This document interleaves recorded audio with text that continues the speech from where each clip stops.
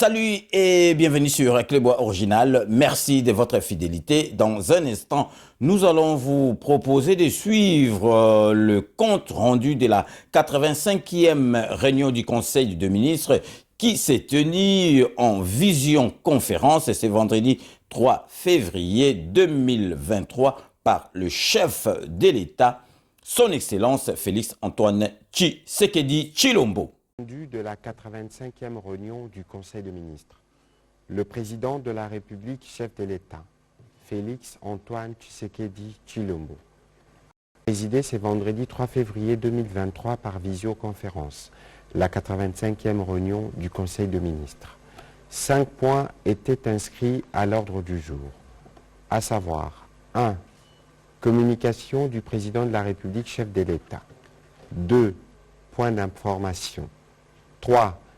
Approbation d'un relevé des décisions du Conseil des ministres.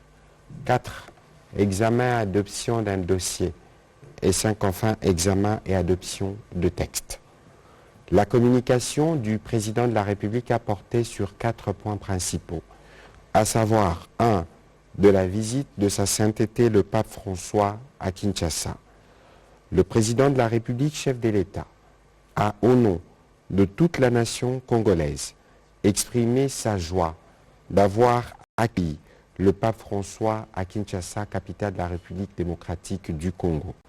Cette visite du souverain pontife, 38 ans après celle du pape Jean-Paul II en 1985, est un honneur qui a été fait à la République démocratique du Congo.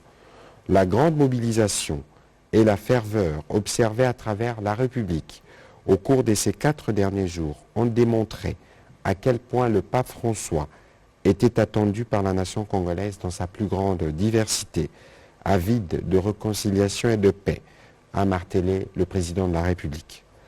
Placé sous les thèmes « Tous réconciliés en Jésus-Christ », la présence du chef de l'Église catholique en terre congolaise est venue rappeler le rôle pivot normalement dévolu à l'Église au sein des sociétés humaines et dans le monde, celui d'être au milieu du village, c'est-à-dire sincèrement résolu à faire taire les divisions et à œuvrer pour l'avènement d'une paix durable entre les hommes et les nations. Cette visite a été marquée par l'attention portée par sa sainteté le pape sur les défis actuels et futurs auxquels est confrontée la République démocratique du Congo. Le président de la République s'est dit réconforté par l'appel à la résistance lancé par François dans son adresse aux autorités publiques, aux corps diplomatiques, à la société civile et aux forces vives de notre pays, face à la tentative méprisable de fragmentation de la République démocratique du Congo à la base de la guerre, injuste qui est imposée à notre pays et à l'Afrique par des puissances étrangères. Dans le même élan, le Saint-Père a invité les protagonistes du pillage en Afrique à retirer leurs mains de l'Afrique et de la République démocratique du Congo et d'arrêter de les étouffer. Le président de la République a souligné l'invitation du Saint-Père de voir l'Afrique œuvrer résolument pour son indépendance économique en prenant son destin en main, tout en mentionnant également l'importance d'éveiller à l'éducation comme pilier du développement de toutes les nations. Le président de la République s'est félicité de la sensibilité éprouvée par le pape à la défense de la cause des victimes de l'Est au niveau mondial, tout en condamnant l'inaction et le silence de la communauté internationale face aux exactions terroristes commises au service des intérêts étrangers. C'est dans cet élan que le souverain pontife a rencontré les victimes des atrocités à l'Est du pays et a entendu leurs témoignages, les uns plus cruels que les autres. Les propos de paix et de résilience du pape doivent tous nous interpeller dans notre appartenance commune à la nation congolaise, a-t-il insisté. Le président de la République a aussi rappelé le fait que c'est un devoir pour tous les Congolais de comprendre que les souffrances qu'endurent nos compatriotes à l'est de notre pays sont celles de chaque Congolais et que chacun de nous doit travailler d'une manière ou d'une autre pour barrer la route à l'aventure criminelle de ces terroristes supplétifs de l'armée rwandaise. Par ailleurs, sur un ton optimiste et réaliste, le président de la République a réaffirmé que notre pays représente une espérance pour le monde entier. Il nous appartient de nous ouvrir aux vraies valeurs de l'homme en bannissant les antivaleurs telles que stigmatisées par le Saint-Père dans le comportement au quotidien, de poursuivre des actions pour le progrès du pays dans un esprit de justice et de netteté, où chacun, dans sa responsabilité civile ou gouvernementale, vit sa fonction comme moyen de servir la nation congolaise. Le président de la République a remercié toutes les institutions, la société civile, les communautés religieuses qui ont été à pied d'œuvre pour assurer la réussite de cette visite mémorable. Le professionnalisme des forces de l'ordre et des services de sécurité a été vivement salué et félicité par le président de la République. Pour terminer, le président de la République a remercié toute la population congolaise en général et les jeunes en particulier pour avoir participé massivement à la Sainte Messe d'Indolo et à la rencontre avec le pape au stade de Martyrs. Le deuxième point de la communication du président de la République a porté sur le rétablissement du dialogue social dans les sociétés du portefeuille de l'État, cas de la compagnie sucrière de Kwilungongo. Le président de la République a déploré la situation intolérable des discriminations et d'injustice sociale dans les politiques d'embauche et les politiques salariales qui s'observent dans la compagnie sucrière de Kwilungongo. Cette situation qui proviendrait des recrutements opérés dans le non-respect des dispositions légales, conventionnelles et réglementaires qui régissent cette entreprise agro-industrielle et du fait de l'application des barèmes salariaux disparates et discriminatoires en violation de l'article 86 de la loi numéro 016 du 010 du 15 juillet 2016 portant code du travail en République démocratique du Congo porte gravement atteinte aux droits des travailleurs qui sont obligés de croupir dans la misère. Pour y faire face, le président de la République a instruit la ministre d'État, ministre du portefeuille, en collaboration avec la cellule climat des affaires de la présidence de la République, de diligenter une mission d'évaluation de la situation sociale au sein de la compagnie sucrière de Kwilungongo afin que l'État puisse en transmettre ses observations et recommandations au conseil d'administration. 3. Du projet d'équité et de renforcement du système éducatif. Le président de la République a rappelé aux membres du Conseil que le projet d'équité et de renforcement du système éducatif PERS, financé par la Banque mondiale, appuie la mise en œuvre de la stratégie sectorielle et soutient la mise en œuvre durable de la politique de la gratuité de l'enseignement primaire dans notre pays. Ces projets ont pour objectif principal d'alléger le fardeau des frais scolaires sur les foyers congolais à travers un appui budgétaire direct au titre de contribution à la rémunération des enseignants et au fonctionnement des écoles primaires. D'un montant global de 800 millions de dollars, ce projet a été approuvé par le conseil d'administration de la Banque mondiale en date du 15 juin 2020 et se clôturera le 31 décembre 2024. Le président de la République s'est réjoui du fait que les décaissements s'effectuent à un bon rythme et devraient s'accélérer dès les mois de mai 2023 avec la mise à disposition de la totalité des ressources humaines prévues.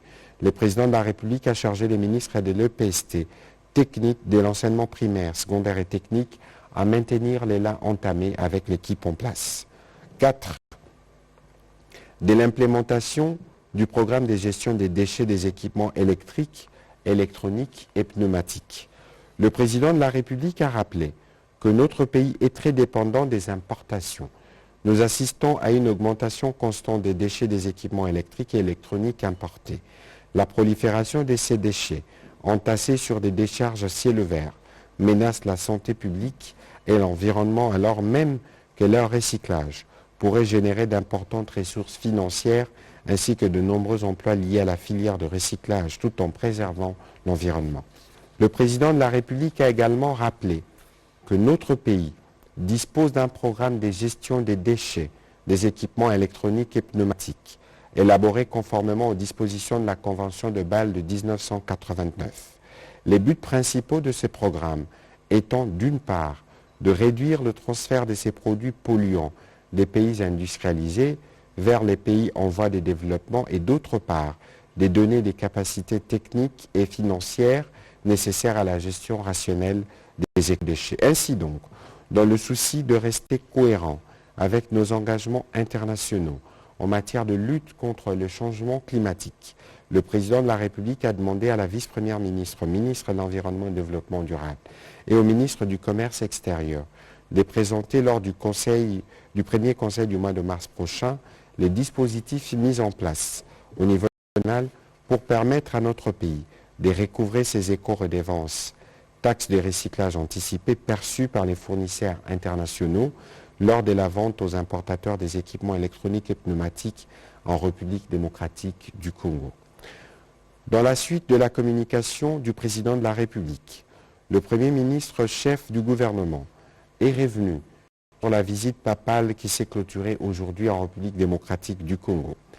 C'est l'occasion pour le gouvernement de saluer tout d'abord l'action diplomatique de son Excellence Monsieur le Président de la République, laquelle a ainsi permis cette visite de haute facture. Le gouvernement s'est félicité et félicite ensuite tout le peuple congolais pour le bon déroulement de cette visite, laquelle n'a enregistré aucun incident majeur, en dépit de la multiplicité et de l'ampleur des activités organisées. Toutes les étapes du programme établi conjointement entre le gouvernement et l'Église catholique ont été strictement respectées. Au-delà des compatriotes de confession catholique, la visite papale aura permis de réunir toute la nation congolaise autour des valeurs de paix, de solidarité et de réconciliation, en ce moment où notre vouloir vivre collectif est mis à l'épreuve et l'intégrité de notre territoire national, menacé par des forces négatives, notamment le mouvement terroriste M23 soutenu par le Rwanda. Le Premier ministre a tenu à rendre un hommage particulier au président de la République qui a suivi de près tous les détails liés à l'organisation de tous les événements en marge de cette visite papale. Au nom du gouvernement à son tour, le Premier ministre a tenu à féliciter les acteurs sociaux, les institutions, ainsi que les structures de l'État impliquées dans l'organisation, tant au niveau conceptuel que technique de cet événement, laquelle restera gravée dans les annales de l'histoire de notre pays. Sur le même chapitre de rendez-vous internationaux, le Premier ministre a rappelé que le gouvernement est en plein processus organisationnel des 9e Jeux de la francophonie, prévu à Kinshasa au mois de juillet-août 2023. À cet effet, il a interpellé tous les intervenants, principalement le comité de pilotage et la direction nationale des 10 Jeux, à observer la même rigueur dans l'organisation pour la réussite de cet autre grand rendez-vous pour notre pays. 2. Mouvement de grève en perspective dans les secteurs de l'éducation et de la santé publique. Le Premier ministre a appris de diverses sources une éventuelle reprise de mouvements de grève dans certains secteurs de l'administration publique, notamment dans les sous-secteurs de l'éducation et de la santé publique. Face à cette perspective, il a rappelé les avancées significatives obtenues grâce au processus de dialogue permanent entre le gouvernement de la République et les partenaires sociaux. Il convient ici de souligner que plusieurs engagements pris auprès de différents partenaires sociaux ont été et seront respectés par le gouvernement. En ce moment où notre pays fait face à plusieurs enjeux d'ordre sécuritaire, diplomatique et électoral, le gouvernement en appelle à la responsabilité des partenaires sociaux aux fins de garantir une paix sociale durable dans tous les secteurs de la vie nationale. Le gouvernement leur assure de sa volonté permanente de trouver dans les dialogues toutes les solutions aux problèmes qui se posent. Au deuxième chapitre du Conseil des ministres de ce jour, relatif aux points d'information, État et administration du territoire, le vice-premier ministre, ministre de l'Intérieur, Sécurité, décentralisation, affaires coutumières, a fait le point sur l'État et l'administration du territoire, qui reste dominé par la dynamique des opérations militaires en cours en vue de défaire toutes les forces ennemies de notre pays. L'état d'esprit de la population a été marqué ces derniers jours par l'accueil chaleureux et historique du souverain pontife à Kinshasa le 31 janvier 2023 et la satisfaction de l'opinion congolaise des discours prononcés par le président de la République et sa sainteté le pape François à l'occasion de la rencontre organisée au Palais de la Nation avec la classe politique, la société civile ainsi que les diplomates étrangers accrédités à Kinshasa.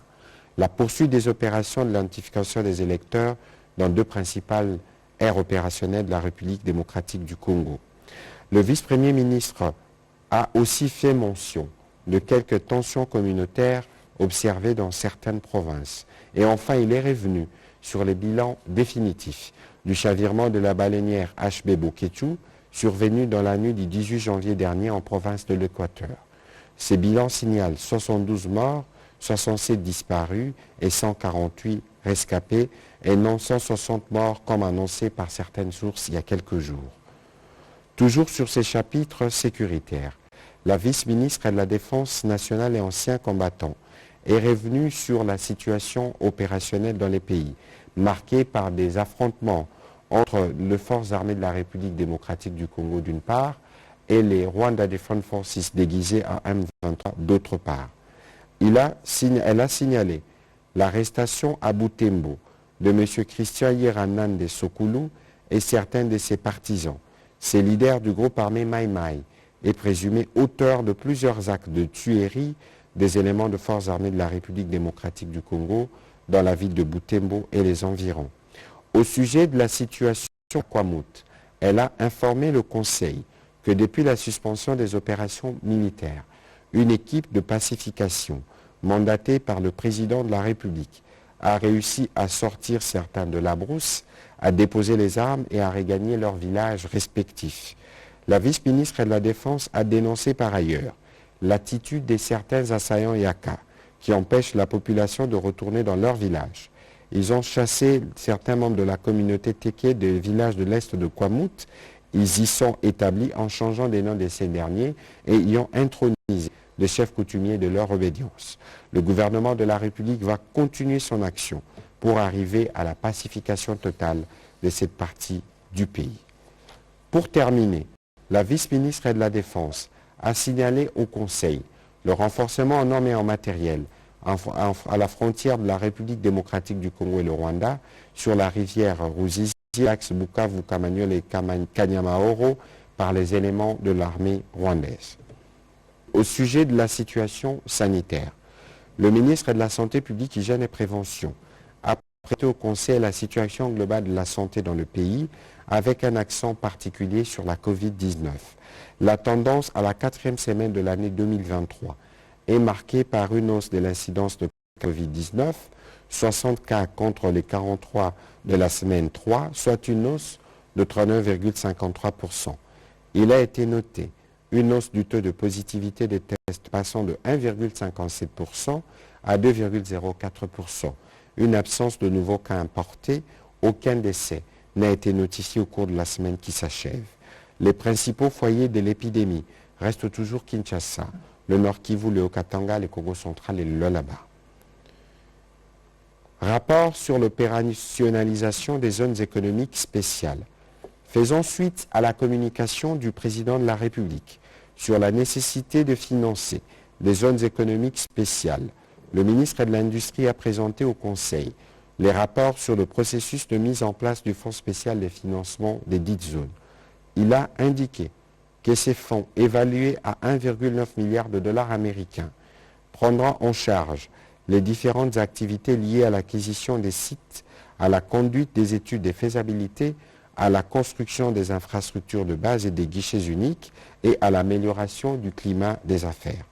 Les états des besoins relatifs aux frais de démarrage et des fonctionnements seront soumis par la Direction générale des agences des zones économiques spéciales AZES à son approbation en tant qu'autorité de tutelle, de manière à lui permettre à son tour de solliciter la mise à disposition des fonds en faveur de cette agence auprès de ses collègues de budget et des finances. Le ministre de l'Industrie a rappelé que la création du Fonds spécial de financement des zones économiques spéciales est prévue dans les piliers 7, axe 35 du programme économique du gouvernement inspiré par le président de la République.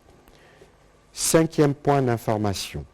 État d'avancement des travaux de construction de centres de formation professionnelle et d'apprentissage des métiers. La ministre de la Formation professionnelle et métiers a informé le Conseil de l'état d'avancement satisfaisant des travaux de construction de centres de formation professionnelle et d'apprentissage de métiers dans le cadre du programme de développement local de 145 territoires. Elle a indiqué que cette phase de construction concerne les territoires des provinces du Kasaï oriental, Kasaï central. Chaque centre comporte 4 bâtiments, 10 salles de formation, un dispensaire, 6 locaux pour bureaux, un laboratoire, 3 ateliers, 2 dépôts, 12 boxes de latrines et leur durée court de novembre 2022 à avril 2023 plus tôt. Dans cette dynamique des lancements de travaux de construction des centres publics des formations et d'apprentissage de métiers de 145 territoires de notre pays, la ministre a rassuré que la même activité va se poursuivre éminemment dans les restes des territoires de province du Kasaï central et ceux du Kasaï, du Kwilu-Kenge, ainsi que dans les territoires du Grand Équateur et du Grand Katanga. Le Conseil a pris acte de cette note d'information. Au chapitre 3 du Conseil de ministres de ce jour, relatif à l'approbation d'un relevé des décisions du Conseil de ministres, le Conseil de ministres a adopté les relevés des décisions prises lors de sa 84e réunion tenue le vendredi 27 janvier 2023. Quatrième chapitre du Conseil des ministres de ce jour, relatif à l'examen et à l'adoption des dossiers. 2 dossiers du ministère du Commerce extérieur. Le ministre du Commerce extérieur a présenté au Conseil 2 dossiers relatifs, un à la revue des taux de perception à l'importation et à l'exportation, et 2 à la stratégie nationale des promotions des exportations et des diversifications de marché. Il se rapporte aux décisions prises par le gouvernement au cours de sa 61e réunion du Conseil des ministres du 8 juillet 2022. Le premier dossier a trait à la suppression et au rabattement des taux de certains prélèvements identifiés comme étant arbitraires et ou excessifs à l'importation et à l'exportation. En exécution de ces décisions gouvernementales, la commission ad hoc mise en place a formulé une série de propositions ciblant 5 actes pour la Société congolaise de transport et de port, 4 actes pour l'Office de gestion de fret multimodal, 1 acte pour l'île maritime congolaise, 2 pour la Commission nationale de police routière, 3 pour l'Institut congolais pour la conservation de la nature, 1 pour le Fonds national d'entretien routier, 1 pour le Centre d'expertise, d'évaluation et de certification des substances minérales précieuses et semi-précieuses, 1 pour le service de quarantaine animale et halieutique, 2 pour le service de quarantaine animale et végétale. Le ministre du Commerce extérieur a précisé que ces indications de rabattement et ou de suppression de 20 taxes tiennent compte des équilibres financiers nécessaires et de la viabilité des services. Le gouvernement vient ainsi de franchir un pas décisif à ce qui concerne la réduction du poids des prélèvements fiscaux à l'importation et à l'exportation dans les cadres de l'amélioration du climat des affaires. Le second dossier a concerné la stratégie de promotion des exportations et des diversifications de marché de la République démocratique du Congo. Le ministre du Commerce extérieur a indiqué que cette stratégie met en lumière la ferme volonté du gouvernement de la République de dynamiser les filières prioritaires d'exportation en soutenant particulièrement la trilogie production, transformation, commerce. Elle représente par conséquent une véritable occasion pour notre pays de stimuler la croissance économique, créer des emplois, réduire la pauvreté et élargir l'inclusion économique d'Afrique telle que spécifiée dans l'accord portant création de la zone de libre-échange continentale ZLECAf. Au regard des faibles valeurs des exportations congolaises, l'ambition des SP2RDC est de viser 1% du potentiel de marché pour le produit non minier et 10% pour le produit minier, valeur à atteindre dans 5 ans. Pour lever les obstacles liés à la vétusté et à l'obsolescence de l'outil de production, à la faible compétitivité des produits sur les marchés internationaux et aux contraintes d'ordre logistique, infrastructurel, organisationnel, technologique et financier, 154 interventions nécessaires au développement et à la promotion des exportations ont été définies. Aussi, sur base des critères objectifs qui tiennent compte de la capacité productive du pays, la SPED-RDC a retenu 9 secteurs, 85 filières, dont 23 traditionnelles et 62 de diversification. Après débat et délibération, le Conseil a adopté ces 2 dossiers. Dernier chapitre du Conseil des ministres de ce jour, relatif à l'examen et à l'adoption d'un projet de texte. Projet d'ordonnance-loi modifiant et complétant la loi portant sur les principes fondamentaux relatifs à la protection de l'environnement. La vice-première ministre, ministre de l'Environnement et Développement durable, a soumis au Conseil le projet d'ordonnance loi numéro 11/009 du 9 juillet 2011 sur les principes fondamentaux relatifs à la protection de l'environnement en République démocratique du Congo. Ces textes, a-t-elle indiqué, visent à intégrer dans l'arsenal juridique congolais les matières liées à la lutte contre le changement climatique, notamment la mise en œuvre de la contribution déterminée à l'échelle nationale, l'institution de la taxe carbone, la mise sur pied de l'autorité des régulations du marché de carbone. Pour le gouvernement, le but est de combler les vides juridiques qui fait perdre à notre pays d'importantes recettes pour son économie et de lui permettre de capter les fonds de crédit carbone, de mettre en œuvre des engagements internationaux au titre de l'accord de Paris sur le climat. La vice-première ministre de l'Environnement et Développement durable a insisté sur le fait que tout retard supplémentaire dans la mise en place du cadre institutionnel et légal approprié est préjudiciable à la République. Elle a terminé son intervention en rappelant que ce texte fait partie de matières inscrites dans la loi d'habilitation du gouvernement. Après débat et délibération, le Conseil a adopté ces projets d'ordonnance loi. Commencé à 13h15, la réunion du Conseil a pris fin à 16h43. Je vous remercie.